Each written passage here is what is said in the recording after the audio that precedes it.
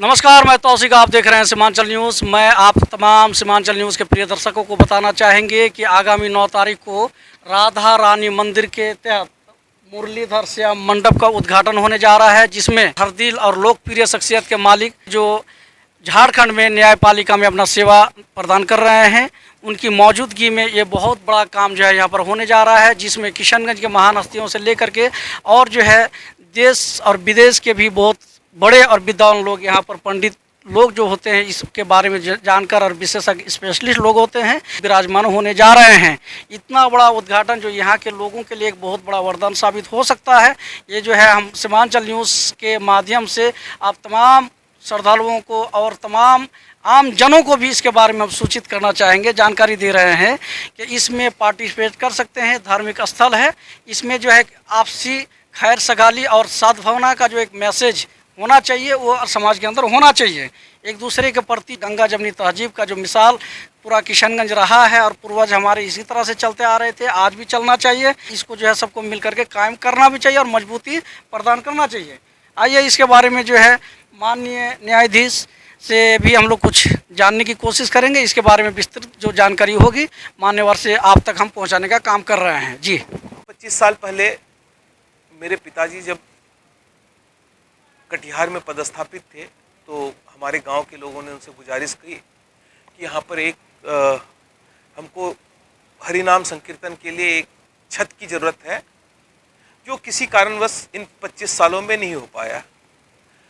यही बात मुझसे भी की गई और मैंने कहा कि सबका सहयोग मिलेगा तो मैं ज़रूर कर पाऊँगा। तो मैंने इनको रास्ता दिखाया, इन्होंने हर तरह से मुझे सहयोग किया, जिसके चलते आज ये इतना बड़ा स्ट्रक्चर आपके सामने बन के खड़ा है। फिर हम लोगों ने आपस में विचार विमर्श के बाद ये सोचा कि ठीक है, इसमें एक परमानेंट मंदिर ही बना देते हैं।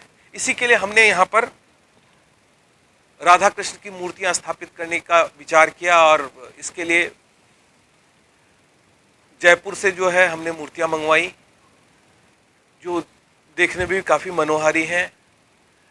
जब हम नए घर का प्रारंभ करते हैं, गृह प्रवेश करते हैं, तो सुंदरकांड का पाठ किया जाता है, हनुमान जी को याद किया जाता है। हनुमान जी को याद करने के लिए सबसे अच्छा रामायण का सुंदरकांड का पाठ होता है। और इसी पॉइंट ऑफ व्यू से मैंने प्रख्यात पंडित श्री प्रेम प्रकाश दुबे जी से बातचीत करी, तो उन्होंने अपने आने के लिए हामी भर दी। तो मुंबई से वो भी आ रहे हैं, उनके काफ़ी कैसेट वगैरह और टीवी पर वो काफ़ी बहुत बड़ी हैसियत हैं, बहुत बड़ी शख्सियत हैं जिनको टीवी पर देखा सुना जाता है। तो 9 तारीख को वो भी आ रहे हैं। जब इस मंदिर का गृह प्रवेश होगा या हाउस वार्मिंग होगी या शुरुआत होगी, उस दिन ही प्राण प्रतिष्ठा का भी कार्यक्रम रखा गया है, कॉन्सिक्रेशन जिसको कहते हैं। जैसे अभी राम मंदिर में रामचंद्र जी के आइडल को रखा गया था, वैसे ही यहाँ पर भी कृष्ण और राधा जी के आइडल्स को रखा जाएगा और उनकी प्राण प्रतिष्ठा की जाएगी, जिसमें कई सारे कार्यक्रम होंगे।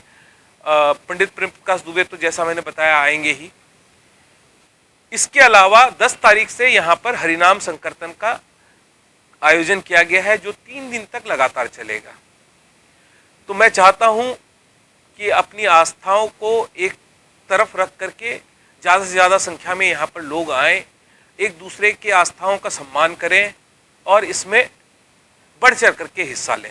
इसमें जो है इतना बड़ा प्राण प्रतिष्ठा को लेकर के जैसे अब जो है देश और विदेश स्तर के जो विद्वान और पंडित लोग जो हैं यहाँ विराजमान होने जा रहे हैं, तो हम लोग जहाँ तक समझ पा रहे हैं कि जज साहब ये आप ही के थ्रू से मतलब आप ही के मार्फत मतलब जो है हो रहा है, या फिर इसमें सारे समाज का भी योगदान माना जा सकता है? क्या इसके पीछे ये है?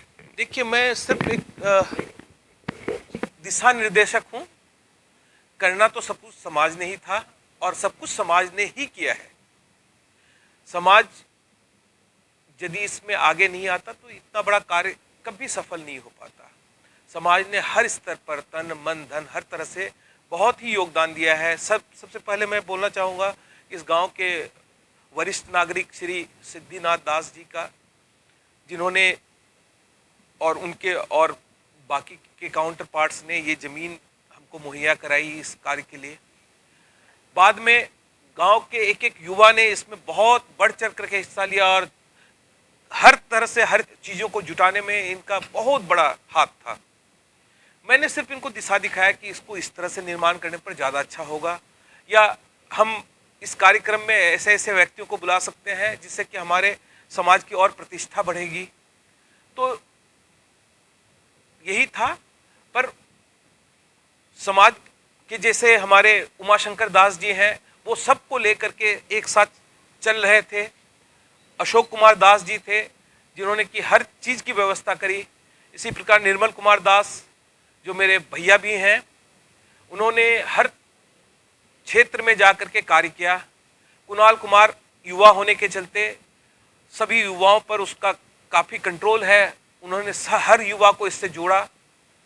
इसके अलावा हमारे शिक्षक हैं दीपक कुमार दास, उन्होंने बहुत ही एक्टिव पार्टिसिपेशन किया हर क्षेत्र में। अजीत कुमार दास, सूरज कुमार दास जो मेंबर हैं यहाँ पर, इन सब ने हर कार्य को निरीक्षण बहुत ही सूक्ष्म रूप से करके इस तरह के निर्माण को संभव करवाया। और अब ये कार्यक्रम भी इन्हीं युवाओं के चलते ही सफल हो पाएगा। इसलिए हम रायपुर समाज की तरफ से इन सभी युवाओं और सभी व्यक्तियों का बहुत ज़्यादा शुक्रगुजार हैं, बहुत धन्यवाद देना चाहते हैं उनको। उन्होंने मुझे प्रेरित किया कि मैं आपके चैनल के लिए एक इंटरव्यू दूं जिसमें कि इन बातों का जिक्र हो कि किस तरह से ये समारोह होगा। तो इसीलिए तौसीफ भाई को मेरी तरफ से बहुत बहुत शुभकामनाएं हैं। मैं आपको इस बात के लिए भी आमंत्रित करूंगा कि इस कार्यक्रम को कवर करें और इसमें आप शिरकत करें और इसका एक पार्ट बने। सीमांचल न्यूज़ के द्वारा हमारे मंदिर को जगह जगह तक पहुंचाने में सफल होगा। मेरी शुभकामनाएं आपके साथ हैं। धार्मिक आस्था की चीज़ें हैं और ये जो है सर्वधर्म जो है इसका एक दूसरे के प्रति सम्मान होना सबसे बड़ी बात है। गंगा जमनी तहजीब की मिसाल किशनगंज को हमेशा इंडिया स्तर पर देते रहा क्या सर? तो इसलिए ये बहुत बड़ी चीज़ है भाई। ये बहुत जो है क्या बताएं कि किशनगंज की धरती का जो अमन और शांति जिसको बोलते हैं, लोकप्रियता, एक दूसरे के बीच में आदर्श सम्मान का जो है ये बहुत पुराना परंपरा है। इसलिए हम लोग को चाहिए कि इसको हम लोग बरकरार रखें।